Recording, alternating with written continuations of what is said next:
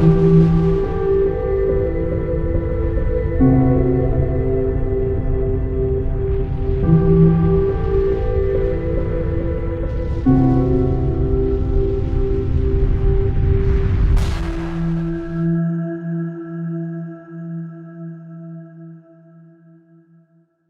les amis, il y a peu de temps j'ai fait une émission où je vous parlais de Valérie Bigot et vous avez été nombreux à dire mais c'est juste extraordinaire ce que cette femme dit. Et donc pour essayer de comprendre un petit peu cette crise qui nous entoure, beaucoup de gens évidemment qui n'avaient pas l'habitude des arcanes de ce qui se passe dans le monde, le plus simple ça a été de l'inviter. Bonjour Valérie. Bonjour Sylvano, merci de m'avoir invité. Mais tout le plaisir est pour nous. Donc Valérie, présentez-vous un petit peu. Alors, ça va être relativement simple, hein. Je suis docteur en droit. J'ai soutenu ma thèse en 2005 à l'Université Paris 1 Panthéon-Sorbonne. C'est une thèse qui a duré 10 ans et qui était axée sur l'entreprise.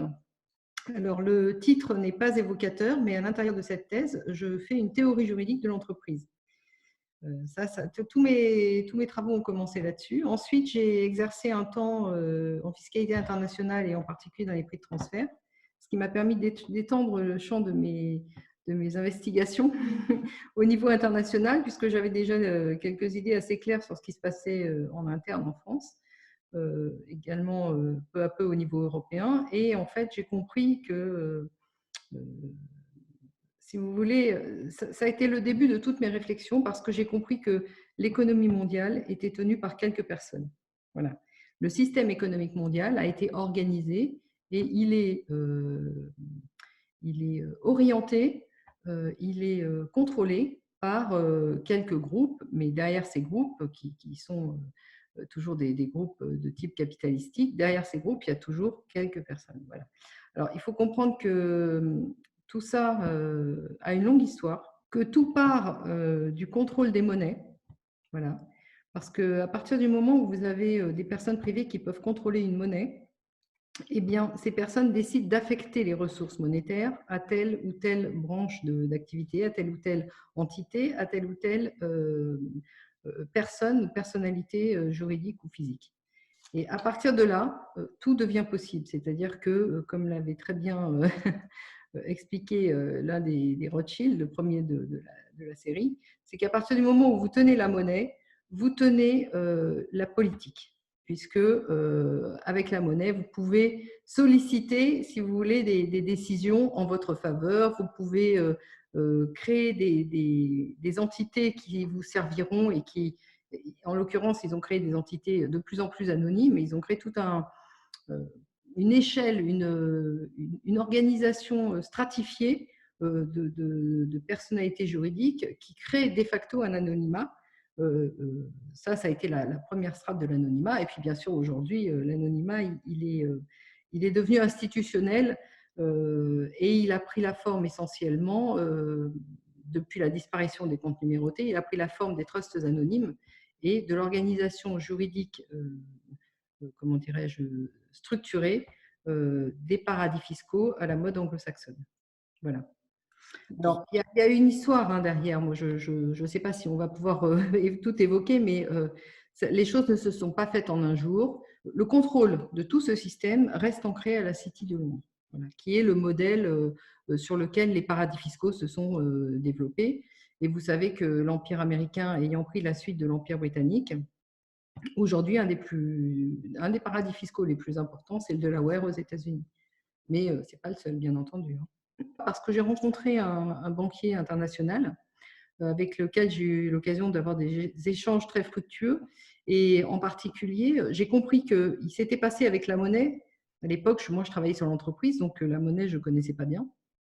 Et j'ai compris qu'il s'était passé avec la monnaie ce qui s'était passé avec l'entreprise. C'est-à-dire qu'elle a été subvertie et détournée au profit d'intérêts privés.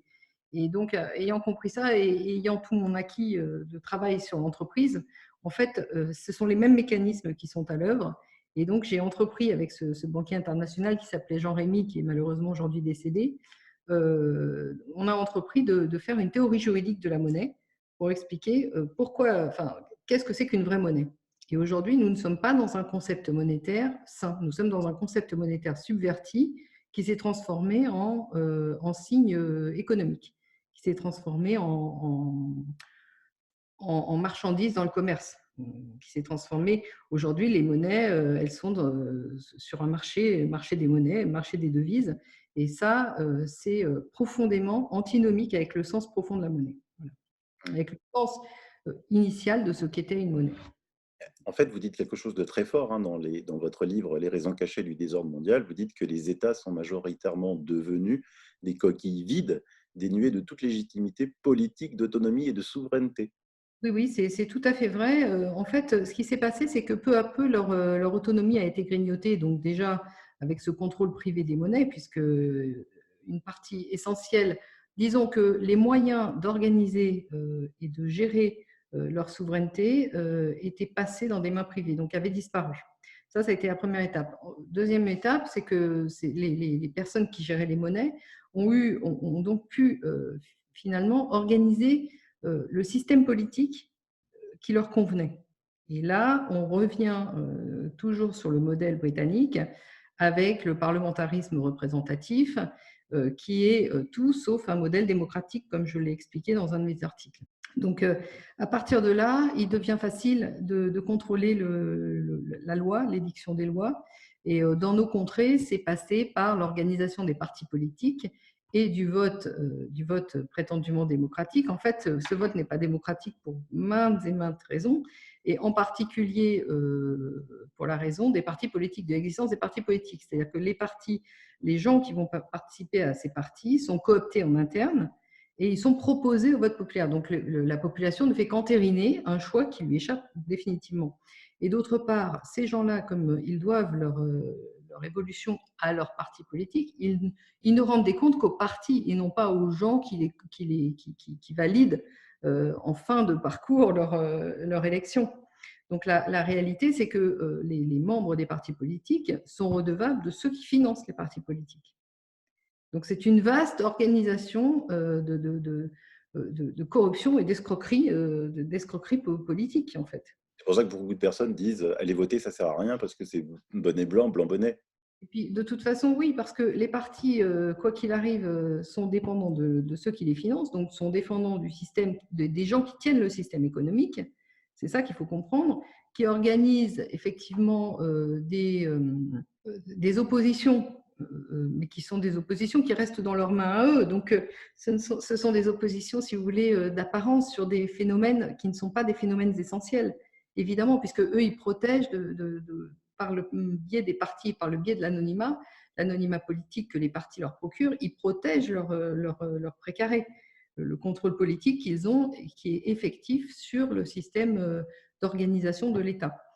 Et puis d'autre part, une fois que vous tenez le système politique, il devient facile d'organiser les lois à votre contenance, etc. Et c'est comme ça qu'on a vu le développement de toutes les règles qui favorisaient, si vous voulez, l'anonymat d'une façon ou d'une autre, non seulement politique, mais au niveau économique, et qui a pu accroître leur emprise sur l'organisation économique, d'une part interne aux États, dans un premier temps, ensuite internationale, et ça, là, on arrive au XXe siècle, hein, pour maintenant avoir des velléités de créer un gouvernement mondial. Mais qu'est-ce que ça va leur apporter en plus d'avoir ce gouvernement mondial? Une chose est d'avoir un pouvoir officieux, et une deuxième chose est de montrer au grand jour un pouvoir officiel. Il y a toujours un écart, si vous voulez, de marge de manœuvre en plus quand officiellement vous tenez les rênes et vous avez le contrôle officiel. Déjà, ça, c'est dans le schéma, comment dirais-je, d'organisation du contrôle effectif, il est plus confortable d'avoir un pouvoir officiel qu'un pouvoir officieux. Parce que vous n'avez plus de compte à rendre à personne, vous pouvez agir au grand jour, donner des ordres sans avoir à vous justifier, etc., etc. Alors que quand vous êtes dans un type de pouvoir officieux, effectivement, vous pouvez avoir un pouvoir totalitaire, ce qui est le cas aujourd'hui, puisqu'ils n'ont plus de contre-pouvoir, mais vous êtes quand même toujours en arrière-plan. Donc, et puis, il y a aussi une autre raison, et cette raison-là, elle est difficile à comprendre et je dirais que moi-même, j'ai mis beaucoup de temps à l'admettre. C'est que les gens qui sont derrière ce système économique, donc qui tiennent les rênes du système économique, sont mus par une volonté messianique de faire advenir leur Messie. Alors, pour moi, c'est quelque chose qui me semble totalement artificiel, évidemment. Et puis, quand on est un esprit cartésien, même si on peut avoir des croyances, de là à croire, à pouvoir croire, interagir avec Dieu, pour moi, ça a été difficile. Je dois dire que j'ai mis beaucoup de temps à admettre cette réalité-là. Mais maintenant que je prends en compte ce paramètre-là, le fait que ce sont des messianistes, effectivement, tout un tas de choses qui restaient inexpliquées trouvent une explication. C'est la raison pour laquelle ils organisent le chaos. Ils appellent ça le chaos constructif. En fait, ils détruisent le système antérieur pour créer quelque chose de plus grand, de plus ouvert, dans leurs intérêts à eux, bien entendu. Hein. C'est le chaos constructif. On détruit pour construire vers quelque chose vers le but auquel ils veulent nous amener. Alors que si vous voulez, quand on est dans une démarche logique ou une pure démarche de contrôle et de pouvoir, on n'a pas forcément cette volonté de destruction. Alors que là, de façon manifeste, il y a en arrière-plan une volonté de destruction pour arriver à ce que eux estiment être le paradis sur Terre, en fait.